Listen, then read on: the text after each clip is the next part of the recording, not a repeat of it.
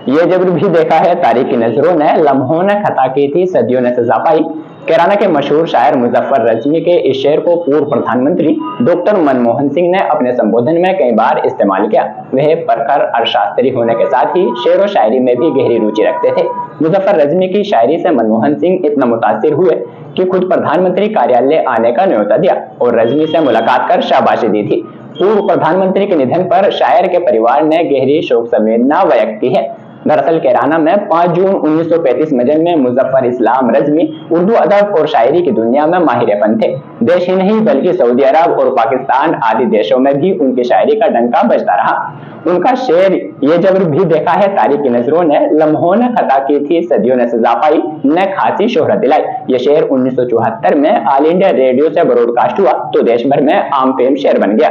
रजवी के बेटे नवेद कमाल बताते हैं कि डॉक्टर मनमोहन सिंह जब 1991 में प्रधानमंत्री पीवी नरसिम्हा राव के नेतृत्व वाली सरकार में वित्त मंत्री थे, तब से इस शेर को कई मौकों पर अपने संबोधन के दौरान प्रयोग करते थे, लेकिन उन्हें पता नहीं था कि इस शेर के लेखक रजवी हैं। 2004 में डॉक्टर मनमोहन सिंह प्रधानमंत्री बने तो फिर से उन्होंने इस शेर को अपने संबोधन में दोहराया। इसके बाद उन्हें रजवी के दोस्तों से पता चला था कि ये शेर कैराना के शायर का है। इसके बाद वे बेहद मुतासिर हुए और 4 जून 2004 को उन्होंने प्रधानमंत्री कार्यालय आने का न्योता दिया। रजवी के साथ उनके बड़े बेटे जावेद इकबाल और नवेद कमाल भी गए थे। नवेद बताते हैं कि मनमोहन सिंह ने उन्हें कहा था कि अब तक वे सोच रहे थे कि ये शेर शायद किसी पाकिस्तानी शायर का है।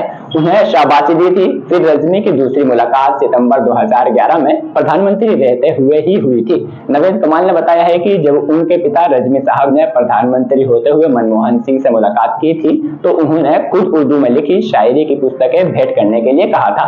2004 में लम्हों की खता और 2011 में सदियों की सजा उन्हें भेंट की गई थी। पूछने पर मनमोहन सिंह ने कहा था कि उन्हें उर्दू शायरी बेहद पसंद है और वे उर्दू जानते हैं। मुजफ्फर रजवी की मुलाकात के दौरान उस समय के प्रधानमंत्री डॉक्टर मनमोहन सिंह ने पूछा था कि उन्हें किसी प्रकार की कोई समस्या या जरूरत तो नहीं है। इस पर रजवी ने उन्हें पत्र दिया था और कहा था कि मैं गरीब हूं, मेरे पास गाड़ी नहीं है, इसलिए 100 से ज्यादा किलोमीटर लंबा सफर करने में परेशानी होती है। इसके लिए ट्रेन संचालन की मांग की गई थी। इस पर मनमोहन सिंह ने आश्वासन भी दिया था।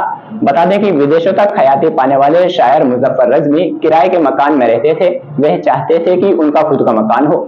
नवेद बताते हैं कि डॉक्टर मनमोहन सिंह ने उन्हें हर संभव मदद का आश्वासन दिया था, मगर फिर कोई मदद नहीं मिली। रजवी ने फिर शेर पढ़ा था कि परिंदे भी नहीं रहते पराए आशियानों में, हमने उम्र गुजार दी किराए के मकानों में।